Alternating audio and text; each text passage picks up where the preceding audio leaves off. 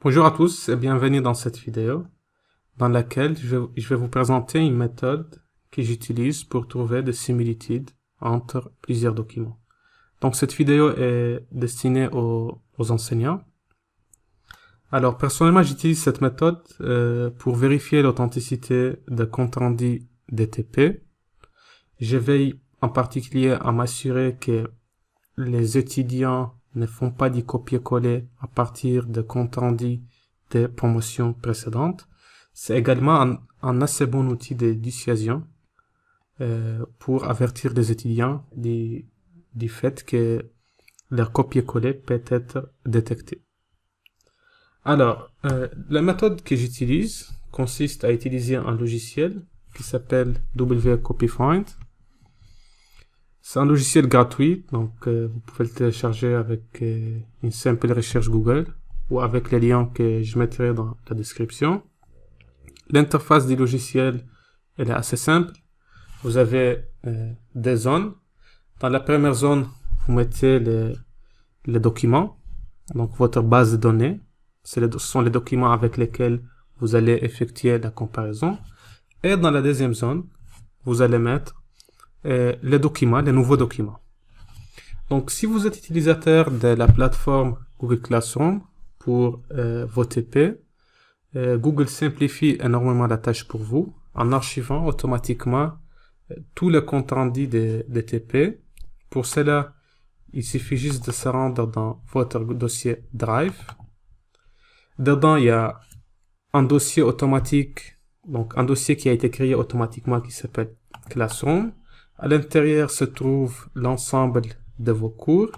Il suffit de se rendre dans un cours pour trouver l'ensemble de compte rendu des étudiants, qui sont rangés bien sûr par les numéros de TP. Donc je vais choisir le TP numéro 1. Je vais récupérer tout le compte rendu de mes étudiants que j'utiliserai comme une référence pour trouver des similitudes avec les nouveaux compte rendus de cette année. Alors, j'ai pas encore de compte rendu cette année, donc c'est pour ça que j'ai créé un document test. Donc, c'est un document qui est une combinaison entre les différents comptes rendus. Donc, en général, je prends une ou deux phrases de chaque compte rendu pour créer ce nouveau document.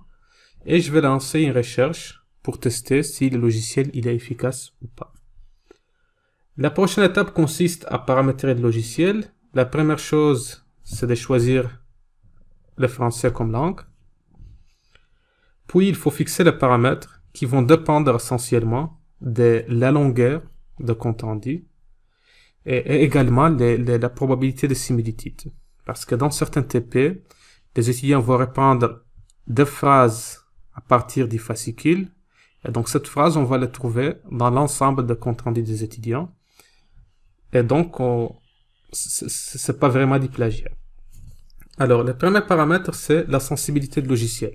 Donc, il est fixé ici à 6 mots.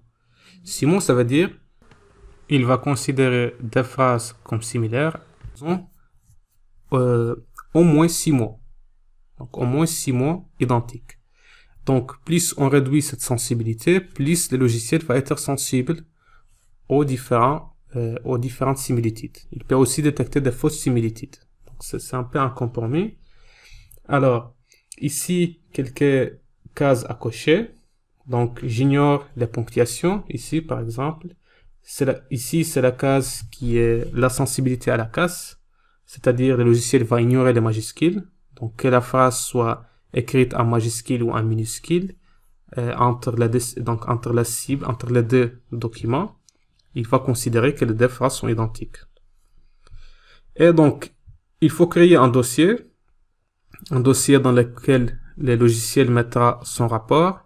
Et puis, on exécute le logiciel et qui va nous fournir un rapport de ce type.